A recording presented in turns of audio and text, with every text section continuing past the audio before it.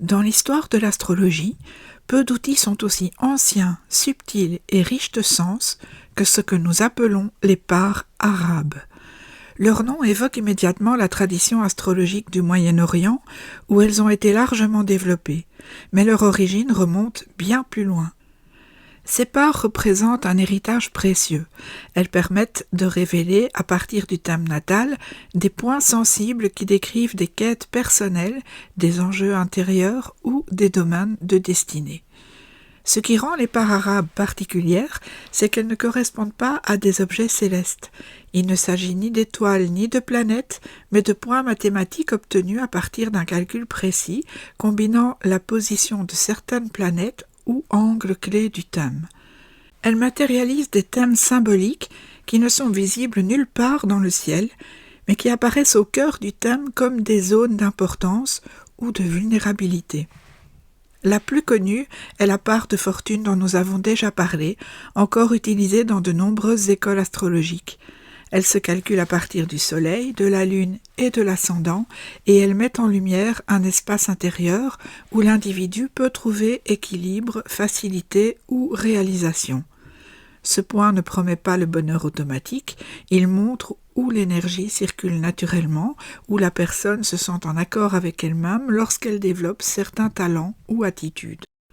D'autres parts complètent cette vision. La part de l'esprit explore la dimension mentale et créative, là où la réflexion, la volonté et la lucidité jouent un rôle clé. La part des mariages, la part du courage, la part des périls, la part des amis, chacune met en lumière une facette particulière du chemin de vie. La manière dont les astrologues utilisaient et utilisent encore ces points varie. Dans la tradition médiévale et arabe, les parts jouaient un rôle central, notamment dans les prévisions ou les analyses destinées à éclairer certaines décisions importantes. Aujourd'hui, leur usage est plus souple. Beaucoup d'astrologues s'appuient sur elles pour préciser un thème ou affiner une interprétation psychologique. Elles sont particulièrement utiles lorsque l'on cherche à comprendre un domaine précis, car elles ajoutent une tonalité supplémentaire, souvent révélatrice. Mais comment les interpréter ? Comme pour tout autre élément astrologique, une part n'a pas de sens isolé. Elle prend toute sa force lorsqu'elle est étudiée dans son contexte.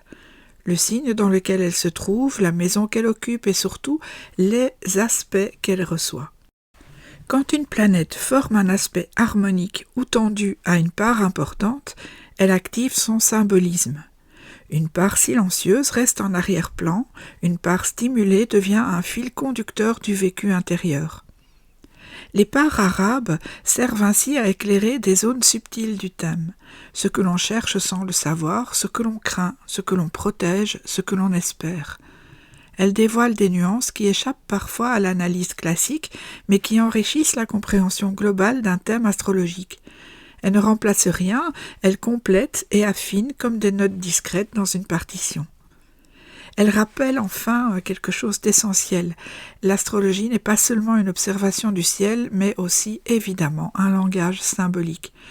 Les parts arabes ne sont visibles nulle part et pourtant elles parlent, elles racontent, elles éclairent.